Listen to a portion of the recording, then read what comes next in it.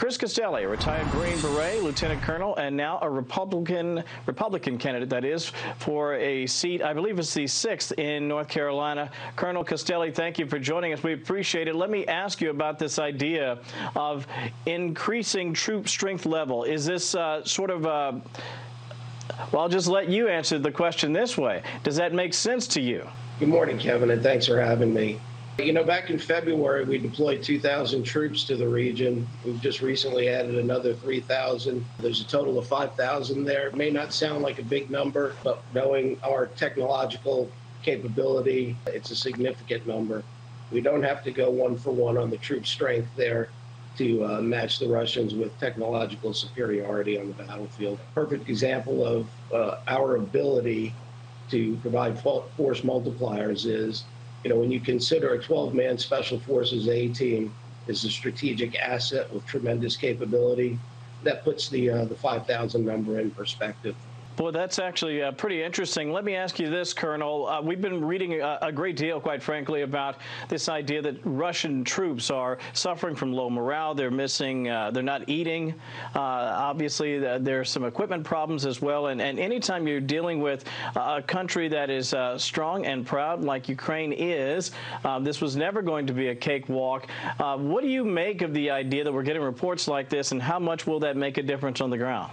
I think a determined Ukrainian defense force makes all the difference.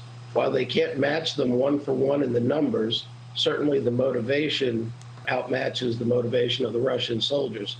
Like I said previously, I think the Russian troops are demoralized. I think they're poorly trained. I think they're frankly a paper tiger. We're really seeing some weaknesses in the Russian army right now. And I think this is going to turn out to be a colossal failure for Putin and the Russian army.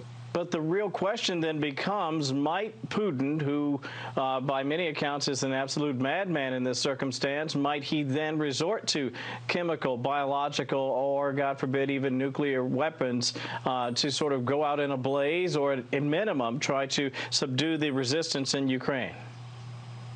Well, I think President Biden's trip to Poland to meet with the NATO members is crucial.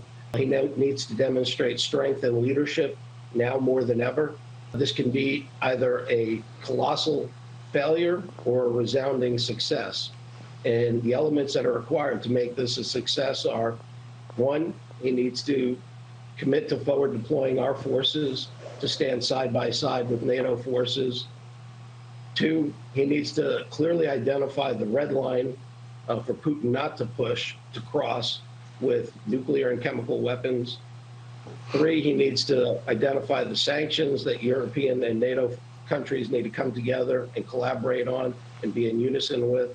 And then fourth, they need to come together and give Zelensky the weapons he needs to fight the Russians. If he can accomplish those four things, his trip will be a success.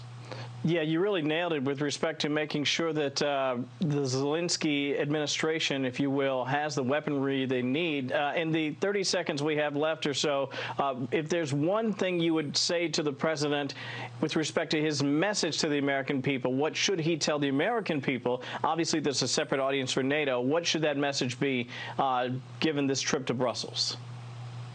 Yeah, I think he needs to commit to supporting the Ukrainian forces without putting boots on the ground and putting American soldiers in harm's way. There's ways that we can do this through the sanctions, through a unified effort with NATO. It's really a time for him to show leadership and strength in the world. Colonel Chris Castelli joining us from North Carolina. He's a candidate there, GOP candidate actually, for the House seat over in North Carolina 6. Colonel, thank you as always. We appreciate your time. Thank you, Kevin.